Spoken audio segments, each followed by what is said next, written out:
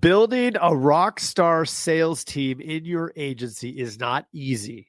In this episode of Agency Playbook, the Insurance Dudes, I, Craig Pretzinger, am going to walk through some of the things that have been learned over the years on how to build and scale an effective sales team so that you can get the best results possible. So let's dive in. Insurance dudes are on a mission to escape being handcuffed by our agencies. How? By uncovering the secrets to creating a predictable, consistent, and profitable agency sales machine. I am Craig Pretzinger. I am Jason Feldman. We are agents. We are Insurance Dudes. When we ask agents what their biggest challenges are, and we do this quite often, whether it's on our coaching call or whatever we're doing when we're talking to agents, the biggest challenge that you hear over and over and over, and I bet if I were to pause and ask you, what is your biggest challenge in your agency? Say it. That's right. The team, right? Staff. Staff is always the biggest challenge because number one, is one of the most expensive investments in your agency, and it involves people. And you never know with people, right? So it's really, really important to set the foundation up front when you are doing your recruiting. We want to make sure that the person that we're bringing on has a very clear understanding of the job that they are seeking or the job that they may get if they are to be brought on board. Now, in those interviews that we have with people, it's a little bit of a push and pull. So we have to gently sell the position because we need to make sure that they are interested and excited about the position. But at the same time, we also need to caution them about the position and paint the picture of how challenging it can be. If you use any kind of personality test or any sort of hiring assessment, I encourage you to look at the DISC test. You can Google it, DISC or DISC. Each of those letters stands for a particular piece of their profile.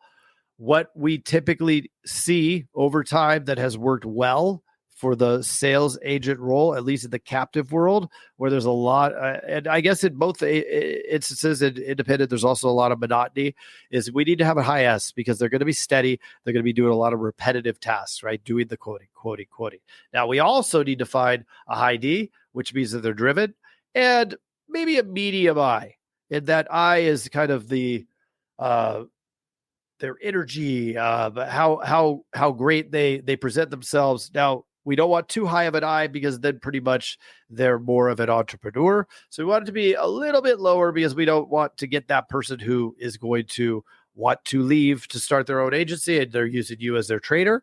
We want to get somebody that is not quite there yet. So you're looking for that high D, high S, low C, and a medium I is kind of what you're looking for in the DISC. And they're going to fit better in this kind of environment.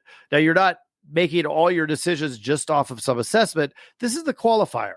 Once we know that that person has the potential, right? It's like has potential. Now we're going to dig a little bit deeper. So when we bring them in for the interview, again, it's a little bit of selling. It's a little bit of taking it away and scaring them with it.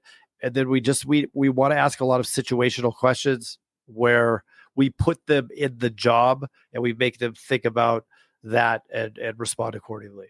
Now, just like the telefunnel for sales, we also need to have a funnel for hiring.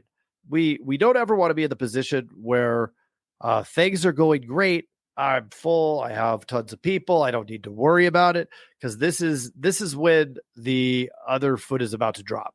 Somebody's going to leave. It's just bound to happen. It's the way that it works. It's the nature of this business. So we need to always be looking, and it's that 60-20-3-1 funnel. So there's going to be about, if we have 60 applicants at a time and we push hard with the 60, we're going to get like 20 people that we're going to be able to interview. We're going to set up 3 actual interviews from the 20, and we're going to only hire about 1. So it's going to take 60 people to get to 1 hire. And of course, before the 60, right, the 60 that we contacted that look good, there's a whole slew of people. So really important to always have that going, because this could take time, right? This could be a month. This could be a 2-month process. And then the training, a month, 2 months. So we're talking 4 months. If we're buying a certain number of leads because we're using that telefunnel, we know what we need to do, and we're making the right kind of calls, and we have the right kind of volume, and we're making the dials, and we're doing all these things. Well, all of a sudden, if we have one producer down and that producer was producing 30K, but now we're losing 30K in new business that we would have had they been there. And if we're not able to replace that person quickly, we're going to be in trouble. I don't think there's ever a situation where if you knew this person can write 30K, where you would not bring them on, right? So we have to assume away 30 or 40,000 a year on just having a floater, somebody who we're trying out, so that if somebody is to leave, this person's ready to take over. So we always want to have somebody ready to rock and roll. Got to make sure that when we come in, this is kind of a no-brainer, but really important. When that person steps through the door on their first day, we have to make them feel welcome. We have to make them feel that this is an inviting environment and a great place to work. Remember that the saying of you never get a second chance to create a first impression. That first impression when they walk through the door on their first day is real important. Think back to your jobs where the boss took you out for lunch on your first day, or they did something special. I think you have a lot more affinity towards that position than any other position. And it's important to recognize that. So put yourself empathetically in their shoes and think about what you'd like on your first day, right? Or try to think like them through their lens, what they would like. Real important. So I could tell you, in looking back at a case study of my own agency, when we aren't recruiting, and this is something that happens, you could fall off the boat and you stop doing the recruiting as you know you should, because it's just the way that it works. We're spinning a lot of plates.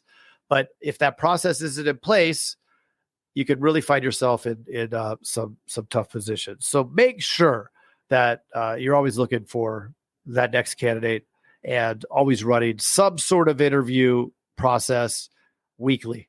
We want to be talking to people, because the likelihood of finding that perfect candidate at the time that we need them most is very unlikely. And when we rush to hire, we rush to making mistakes, and those mistakes are going to cost us a lot more than the 30 or 40,000 of just having one extra person than we necessarily need at all times. I'm Craig Pretzinger. Thank you for listening or watching if you're on YouTube, and don't forget to subscribe. We appreciate you. Thanks.